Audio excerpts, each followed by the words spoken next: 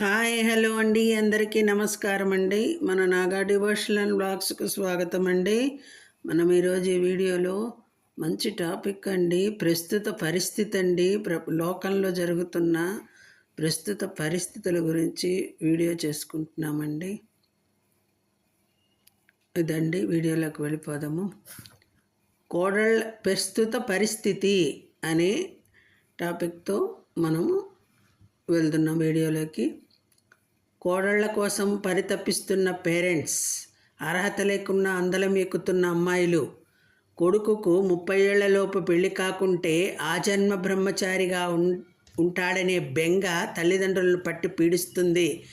ఎక్కడ చూసినా మహిళా జనాభా ఎక్కువైనా కూడా 30 ఏళ్ల వరకు అమ్మాయిలు కూడా పెళ్లి ధ్యాస లేకుండా ఉద్యోగం వెలగబెడుతుండడంతో పురుషాధిక్యత సమాజంలో ఆడవాళ్ల పెత్తనం పెరిగిపోయి పెళ్లి కాని ప్రసాదులు తాళిబొట్టు పట్టుకొని అమ్మాయి కోసం వెంపర్లాడడంతో ఈ తరం అమ్మాయిలు చెట్టు ఎక్కి మరీ పిల్లవాడి రెజ్యూమ్ చూసి పెదవి విరపడంతో ఒక అమ్మాయికి 10 మంది నిష్పత్తి చొప్పున పెళ్లి చూపుల పరంపర కొనసాగుతూనే ఉంది. అబ్బాయిలు బెండకాయ ముదిరినట్టు ముదిరిపోతున్న పెళ్లి జాడ లేక విలవిలలాడిపోతున్నారు. అమ్మాయిల డిమాండ్ కన్నా ఆమెను కన్న పేరెంట్స్ కోరికలు చాంతాడు అంత ఉండడంతో పెళ్లి కొడుకులు క్యూ కడుతున్నారు. వాడికి పర్మనెంట్ జాబ్ ఉండాలి, ఒక 5 ఎకరాల పొలం ఉండాలి, హైదరాబాదులో ₹1 కోటి అపార్ట్మెంట్ ఉండాలి, అమ్మాయి మెళ్ళలో 25 తులాల బంగారం వేయాలి, పెద్ద వివాహ వేదికలో 1000 మందికి భోజనం పెట్టాలి అన్న డిమాండ్ ముందు ఉంచడమే కాకుండా అమ్మాయి పెళ్ళి అయ్యాక కూడా జాబ్ చేస్తే ఆ అబ్బాయి సంపాదన తల్లిదండ్రులకు చెందాలి.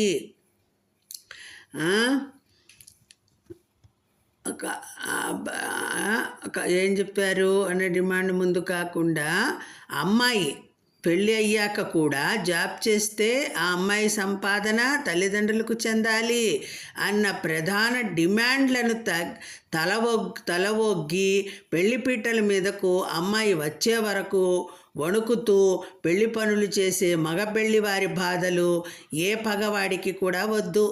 ఒక్క తెలుగు రాష్ట్రాలలోనే కాదు, దేశం మొత్తం మీద అమ్మాయిల కోరికలు గుర్రాలై పరిగెడుతుంటే భవిష్యత్తు భారతంలో వివాహ వ్యవస్థ ఉంటుందా లేక సహజీవన వ్యవస్థగా మారిపోతుందా అనే భయం విద్యాధికులు సంప్రదాయవాదులు పట్టుకుంది.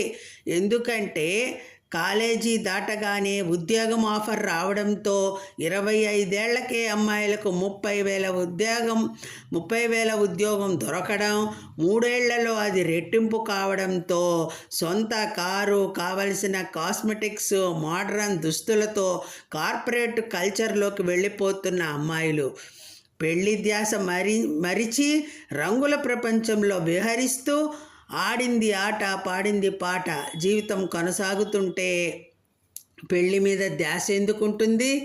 దానికి తోడు అమ్మాయిల కొలీగ్స్లలో 2-3 డైవర్స్ కేసులు ఉంటే వాళ్ళ ప్రభావం వీళ్ళ మీద పడి పెళ్లి చేసుకొని వాడి చెప్పిన మాట వినే కన్నా సోలో లైఫ్ బెటర్ అనే అమ్మాయిల సైకాలజీ వల్ల పెళ్ళిళ్ళు అటు మగవారికి ఇటు ఆడవారికి సరి అయిన వయసులో జరగకపోవడం, దానికి తోడు అబ్బాయి మంచివాడా చెడ్డవాడా అని తెలుసుకోవడానికి 6 నెలలు సహజీవన యాత్రలు చేసి రావడంతో మోజు తీరి మరో ఎర్నర్ కోసం వెతుకుతున్న ఈ తరం యువతుల వల్ల వివాహ వ్యవస్థ పెద్ద కుదుపునకు లోనవుతుంది.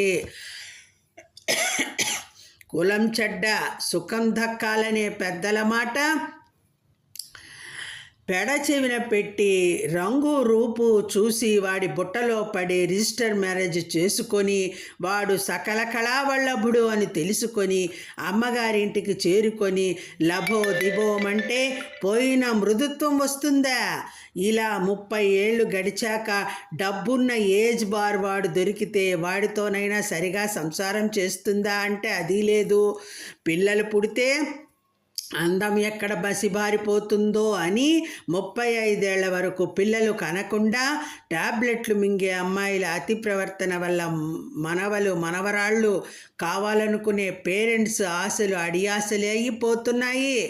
2024లో యువతుల పెళ్లి సందడి 30 ఏళ్ళు దాటుతుంది అంటే అమ్మాయిల్లో పెళ్లి దాస కన్నా సంపాదన దాస ఎక్కువగా ఉందనే విషయం తేటతెల్లమవుతుంది. ఏ వయసులో ఆ వయసు ముచ్చట తీరాలని పెద్దలు ఊరికే అనలేదు.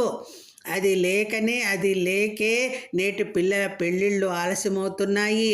ఎంతమంది ముహూర్తం పెట్టినా కూడా పెళ్ళిళ్ళు 3 నాళ్ల ముచ్చటగా కావడానికి ఆడపిల్లల తండ్రులు మొదటి కారణంగా పిల్లవాడు సెటిల్ కాలేదు అని అబ్బాయి ఆదాయంపై ఆశలు పెంచుకున్న తల్లిదండ్రులు రెండో కారణం. 30 ఏళ్ల వరకు మహా అయితే ఆదా చేసుకుంటే 50 లక్షలు ఉంటాయి కాబోలు. కోటి ఆశల తల్లిదండ్రులు ఉంటే ఆ కోటి వచ్చేసరికి నెత్తి మీద జుట్టు ఊడిపోతూ లేక చెక్కశల్యమై చెక్కశల్యమైన పోరన్ని ఏ పిల్ల పెళ్లి చేసుకోవడానికి ముందుకొస్తుంది? ఆడపిల్లలు అందరూ మహేష్ బాబు లాంటి అబ్బాయి ఆయనలా ఆడి కారు ఉండాలని కోరుకోవడంలో తప్పులేదు. కానీ అలాంటి వరుడు వేటలో ఉన్న ఎంపిక అయ్యేసరికి ఈడుపోయి అనాకారి దొరికితే వాళ్ళ ఆశలు అడియాసలై పెళ్ళైన ఏడాదికే కోర్టు మెట్లెక్కుతూ డైవర్స్ ఆట మొదలు పెడుతున్నారు. ఈ టాపిక్ ఎవరో పెద్దలు మహానుభావులు రాస్తే నేను వీడియో చేశానండి. 10 మందికి చేరడానికి వీడియో చేశానండి. తప్పుగా అన్యథా భావించవద్దు. అందరికీ ధన్యవాదములు.